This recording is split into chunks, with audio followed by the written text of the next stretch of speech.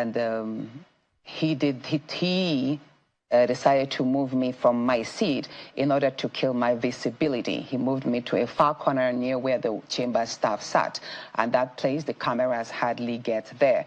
So I knew that it was a tactic that he was deploying to kill my visibility in chambers. And I know that he did not follow the normal process because I ought to have been notified by the clerk of the National Assembly. Now, before where I sat, where used to be my seat in these new chambers, we were all notified 4 days before then. And I do have the notification where it's like a little chat and every senator's name is written in their boxes. So you get to see your allocated seat. And then senators are given a chance to argue and say, you know what, I don't want to sit here, move me to this place. They could have one reason or the other, it could, and they were given a chance to argue. I wasn't even given a chance. I wasn't even notified. Thereabouts that seats were changed. Well, so you were not the only one. If there are 10 of us that our seats were changed, I was the one that was moved to the worst part, while others were moved to my own seat, which was they progressed while I regressed in position. Do you understand? So I believe that I was the main target, while others were just made to seem as if we were filling in seats. Now, the excuse he gave, or they were saying, was that because Senator Ned Nwoko and someone else decamped. Senator Ned Nwoko sat right in the very front. If they are moving me to Senator Ned Nwoko's seat, that's fine. I mean, if they're saying they want to fill in the vacant seat, so move me right up front. I don't mind there. But why do you have, of everybody, why are you moving me there? And let me say this. I did mention that there is nothing that happens or is being spoken of, even in whispers, that you don't get to know. I already heard 2 days before that the Senate president complained to some senators that each time he walks through, because I was sitting by the aisle, the first seat at the top aisle near the door, that each time he walks through and he passes that, my presence angers him. He has complained about that. He had even told some people that I gave him the bad eye each time he walked past, and sometimes I don't even stand to honor him. Why don't you and let me say this. Since I resumed as a senator, I always observed and respected the protocol according to the Senate rules, and I always stood. You would have seen lots of pictures I stood. The only 2 times I refused to stand were the 5th and the 6th of March, which was when I already moved to my new seat. These were the only 2 times, and that was out of protest. I said, you know what? We already had the heated conversation and a heated problem, and I did not stand to usher him in. I didn't join the procession in ushering him in on the 5th and the 6th after I have moved to that seat. But while I was sitting there, I always stood to observe the procession. So, but basically, some people thought that, oh, she was just rude. She didn't want to, she broke the Senate rule. She should have just moved to the seat according to that. But I knew that that was an attack, a further attack of many others that I have faced in a continuous manner.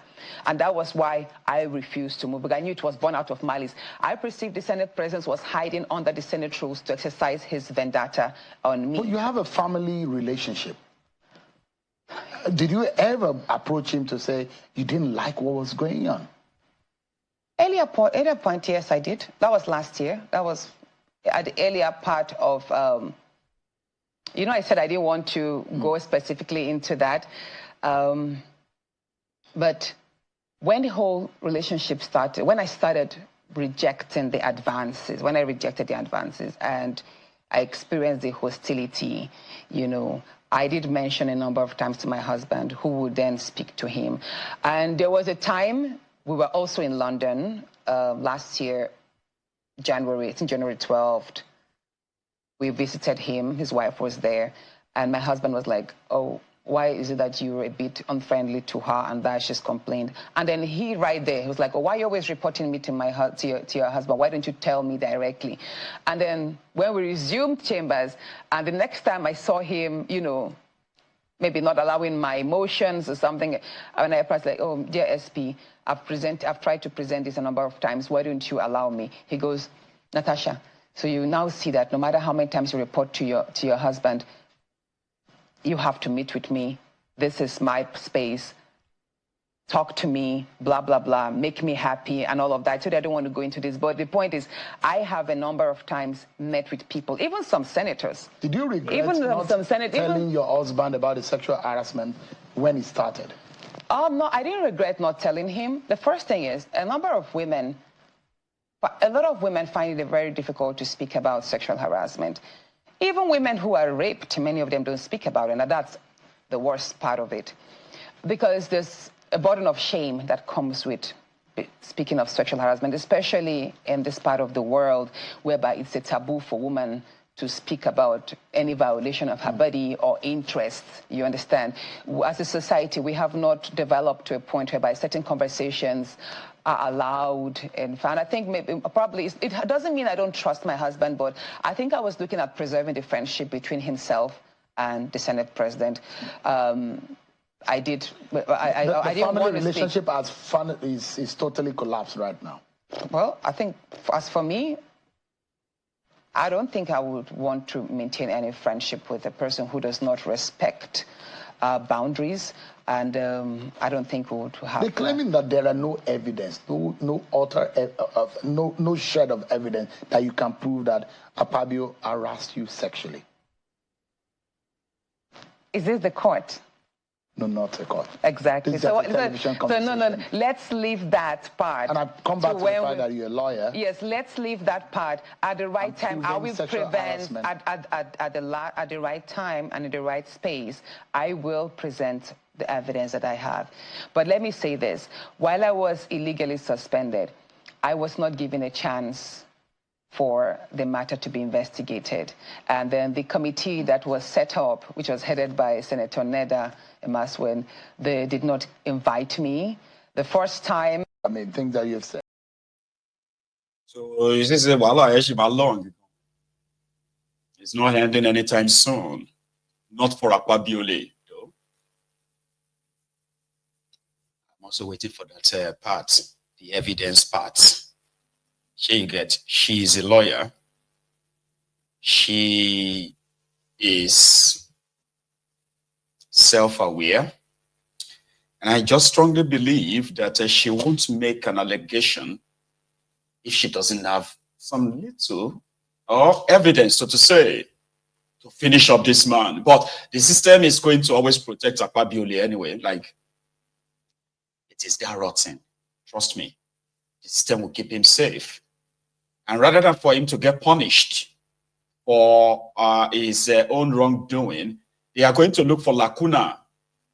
Lacuna, that's they're going to look for a hole in a story or in a life. And if there is no hole to look up for, they will dig one. They will have to punch one into her. That's what the contraption pretty much, sort of represents. It's unfortunate. And also that is what that's the textbook description of state capture, where institutions are not really allowed to function independently. Because if you have independent institutions, when it was it won't be this worse in that contraption, so to say, So here is another report from Delta. Oh, this one is sad, right?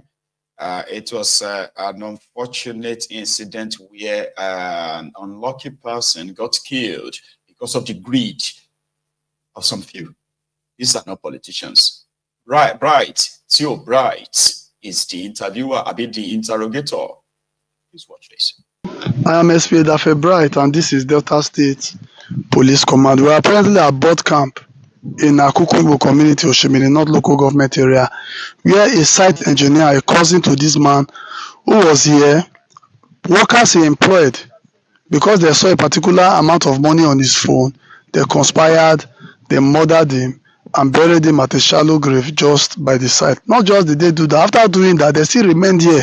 Even when the brother was coming to answer, we not see site engineer, a lot of them claimed that they did not see it. But thank God, as of yesterday, today, they have all been arrested and we've come here to resume the corps. So I just want us to hear from the person who employed all of them and came to complain. My guy, just tell us your name. Yeah, my name is Isaac Nnabe. Okay, Isaac, just briefly tell us, in 2 minutes, just tell us everything will happen. Yeah. On that fateful day, I visited the site. I told my site manager, though he has a little agreement with someone, I told him that Okay, you know what we'll go do? Because there's a way my video is, it's not more than 5 minutes, okay? Briefly, just the person who will die is who to you? Your site is your site he's engineer. my site manager. Is he related to you by blood? Yes, he's my cousin, brother. Is your cousin? He has been living with you. Yes, he has been living with me. Okay. So, which particular day you notice say he went missing? That was on 12. 12. Okay, and you reported at Akugbo police Yes, I station. reported at Akpoti police station. Okay, now you know we cannot discuss the entire process. Eventually, they have been arrested. Yes. The people that were arrested, have you met them before? Yes, I've been seeing them in this. Every time I visited this site, I used to see them. Even when my brother got missing.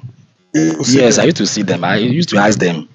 They say that they didn't see. No, they didn't. They have not cited my brother. Okay, before we arrested these boys, was there any time that anybody accused you of maybe saying that you know what happened to Yeah, them? sure. They have been accusing me since then. Okay, now that the police have worked and the suspect arrested, how do you feel? I feel relieved. I'm very happy. Okay, thank you very much. God bless. Of the deceased, the person that was murdered. Daddy, now that we've been able to recover your son's remains at the site where he was murdered, how do you feel? Well, I feel happy because if I'm not recovered, I can't know what I can do. Yeah, okay, at least there's a sense of justice. Yeah. It's a pity that people were employed to make their own ends meet. They end up killing the person who gave them food. Yeah. It's very sad. We are very sorry for your loss. Yeah, thank you, my dear. But I'm glad that at least we've arrested some of them. Yeah. And justice will be served, definitely. Yes. I appreciate your effort. Thank you, sir. What will be your son name again? My name, Anago Onono. Your own son name? Your pikin name? It's okay. Chigozie. Chigozie? Yes. Okay. How old is he? About 38 years. Okay. So we just interviewed the father of the deceased. We'll be interviewing the suspect shortly. Daniel, okay, on that fateful day when what make them kill that boy? Because they say they want to kill and collect money dey inside account. Okay. Where were you? How una take kill am? Na they kill am. As the man enter side, dem say me I go that place where they sleep. Okay, if you say na dem kill am, but you dey there when they kill am. Yeah. How they take kill am? Dem tie rope for a neck. Okay, you know so they use that man break his skull. The hammer no see am, the rope now. Okay, you know, but you see the rope. Okay, where they bury am?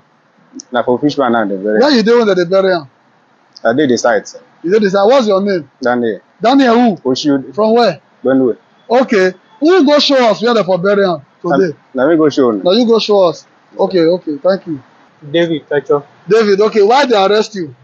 Why did they arrest you? They arrest me because I tried to withdraw money from somebody's account. The person when they try to withdraw money for your account, where is he now? He's there, sir. He's dead. Yes, when you tell you say they kill him? Now, when they go work for Warren and they tell me say they kill him. Okay, when they break the phone to you, say man you withdraw money for the account. Who broke the phone to you? Now, one of my brother and Pius. Your brother, what is his name? Victor Tacho. Is it the same mother, the same father with you? Yes, sir. Okay, so what we have here, there are two suspects who conspired to kill a site engineer who employed them to work at the site. For reasons best known to them, there's some money in his account. They conspired, they murdered him, buried him at a shallow grave at the site. We have two suspects here. Two suspects are also at large.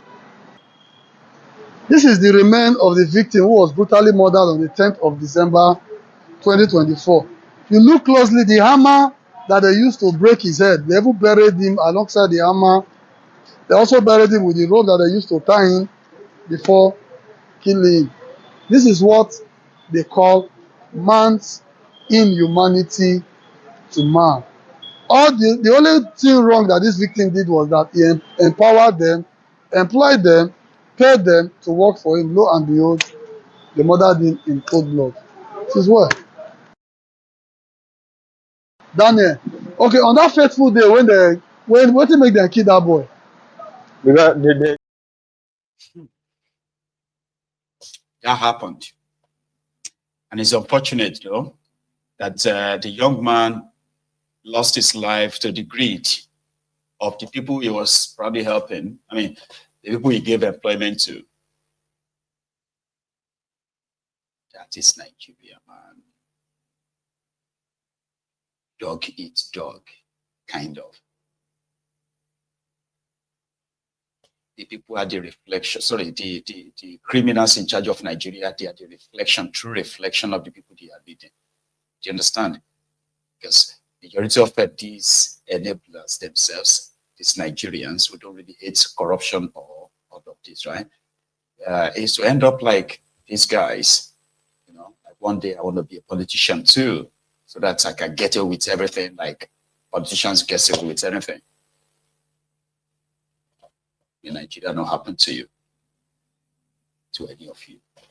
So this is where I am supposed to draw the curtains, but I haven't taken calls in a while, so I'm going to try tonight, open the line, okay, and see if, and see if we can, and see if we can have a wee chat. So I'm going to take a short break. I still do have, you know, few other stuff to share with us, but they are not as important as what I've already shared. Okay, so I have this, you know, this shutdown of Lagos. I think it was yes, 2 days ago. Yes,